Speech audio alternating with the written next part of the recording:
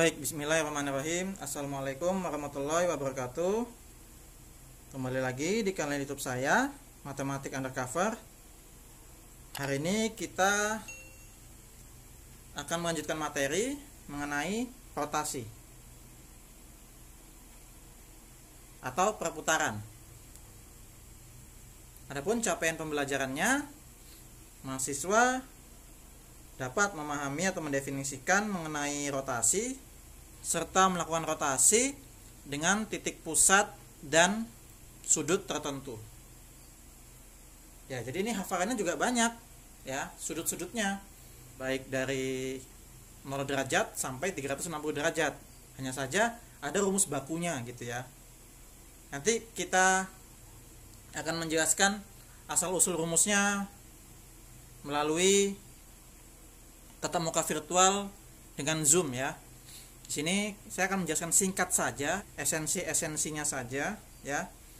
Namun yang perlu kita pahami bahwasannya sebagaimana kita tahu, di sini sudutnya adalah ini kan kuadran 1, kuadran 2, kuadran 3, kuadran 4. Di sini sudutnya 0 derajat. Ya. Satu putaran penuh atau 360 derajat ya. Nah, jika dia dirotasi apa ini? Berlawanan arah jarum jam ya. Berlawanan arah jarum jam. Tandanya normal atau positif. Ya. Ini kan berlawanan arah jarum jam. Tapi kalau searah jarum jam, tandanya negatif. Searah jarum jam itu begini. Nah, ya. Jadi misalnya rotasinya 0 ke sini 90 derajat. Nah, kan positif atau sudut normal ya. Yang sebagaimana kita tahu sudut normal ya. Ke sini 180, ke sini 270. Dari sini pula nanti kita bisa melakukan uji coba dan kita akan bisa memahami bahwasannya misal kalau saya putar berlawanan arah jarum jam sejauh 90 derajat ya, itu setara dengan searah jarum jam 270 derajat. Oke, jadi plus 90 sama dengan negatif 270. Kan begitu. Nah, ini pemahaman aja sih. Sini sama dengan ini. Nah, kan gitu. Ini 270. Bacanya dari sini. Nah, seperti itu. Ya. Itu yang harus dipahami terlebih dahulu. Ya. Jadi rotasi itu memutar setiap titik pada bidang dengan menggunakan titik pusat. Jadi nanti di sini ada titik pusat O atau titik pusat 0,0 serta titik pusat A, B yang memiliki jarak sama.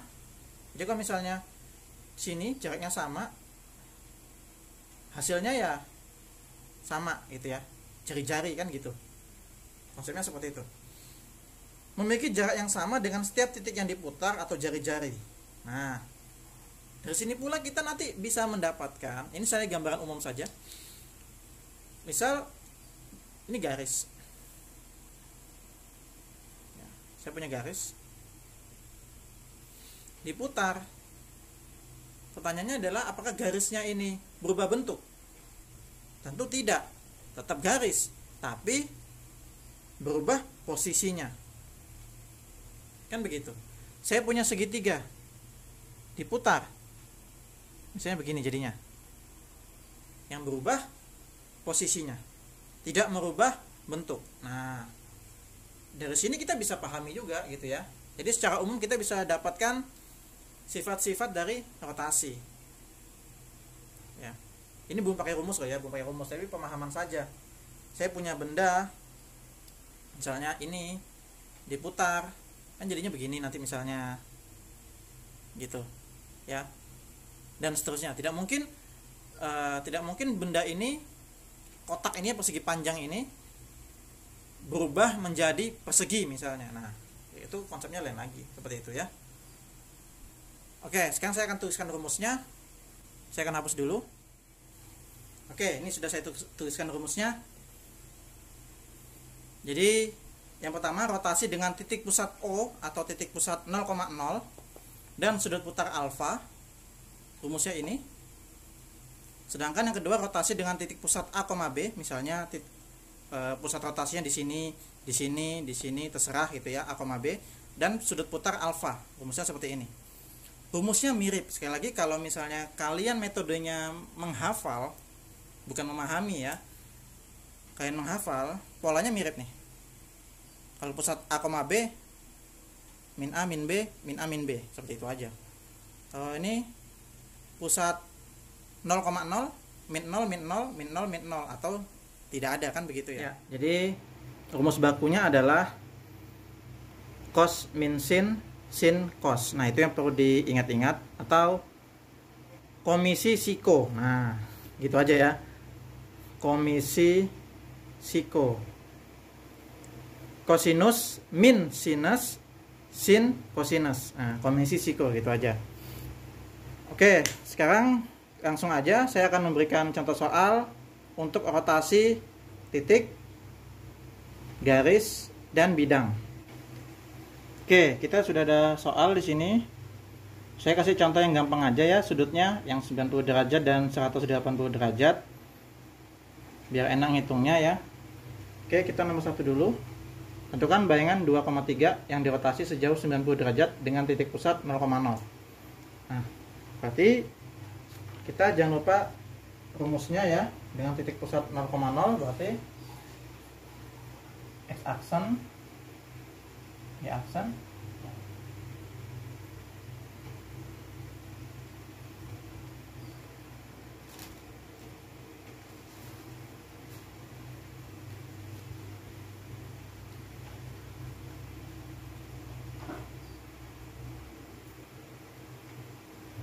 saya lupa ya.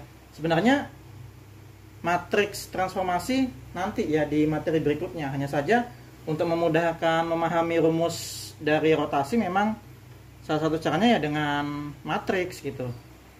Namun kalau kalian hafal atau lebih paham dengan x aksen sama dengan perkaliannya, y aksen sama dengan perkaliannya, ya silahkan gitu ya.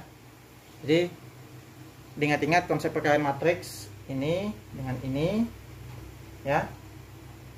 Seperti itu. Jadi x aksen ini ya. Jadi 2 dikali cos 90 min 3 dikali sin 90 derajat. Berapa cos 90 itu? 2 dikali 0 dikurang 3 dikali 1, hasilnya negatif 3.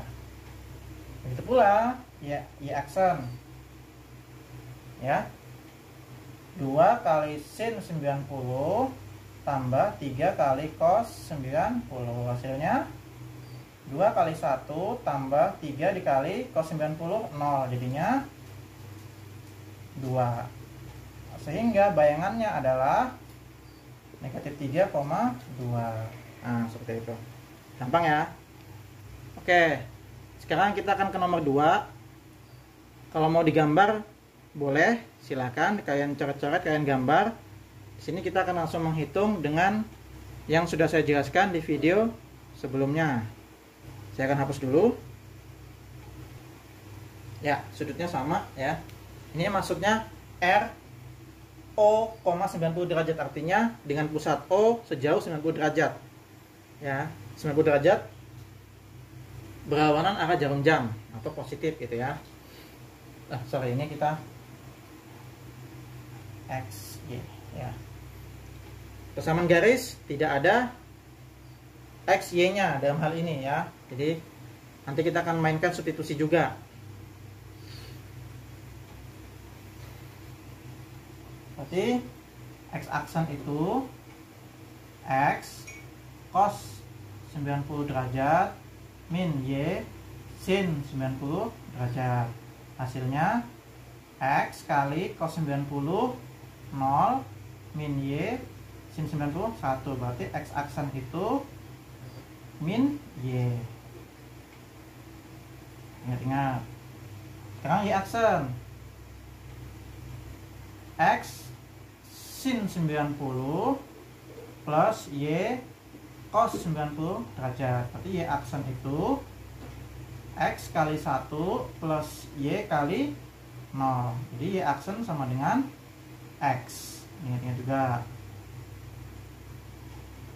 Nah, kita akan substitusi X dan Y. Berarti kita butuh X dan Y, bukan aksennya. Berarti Y sama dengan min X aksen, X sama dengan Y aksen. Ini yang akan kita substitusi, ya. Substitusi X kuadrat plus Y kuadrat sama dengan 9. X nya adalah Y, berarti Y kuadrat plus Y nya adalah min X sama dengan 9. Berarti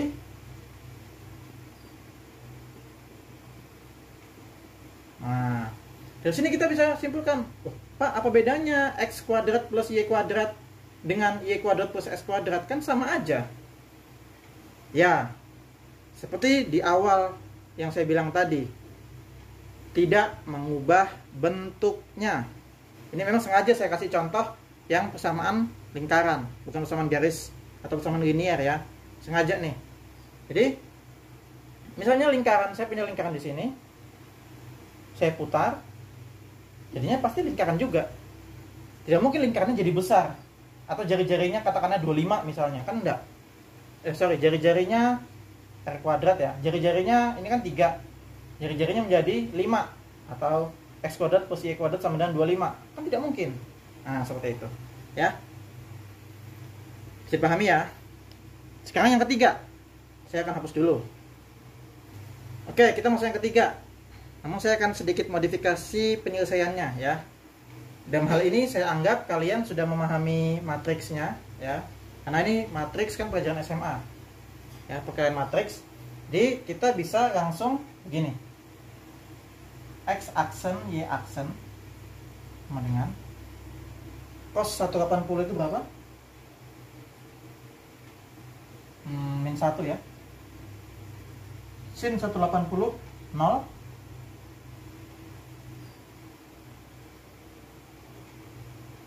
Ya. Lalu kita kalikan. Min 1 kali X tambah 0 kali Y. Berarti min X. 0 kali X tambah min 1 kali Y. Nah, dari sini bisa kita dapatkan X aksen itu min X, Y aksen itu min Y.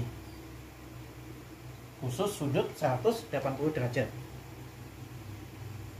Nah, berarti kalau kita mencari bayangan segitiga, sekali lagi seperti lingkaran tadi, segitiga pasti tidak berubah ukurannya ya.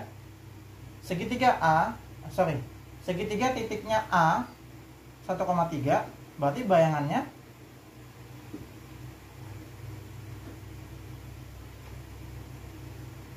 nih min X, min Y, berarti min 1, min 3. B 5,3.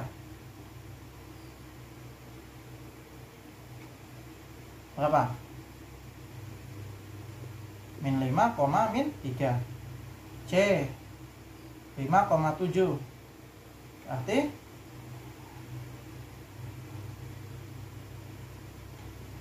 min 5, min 7.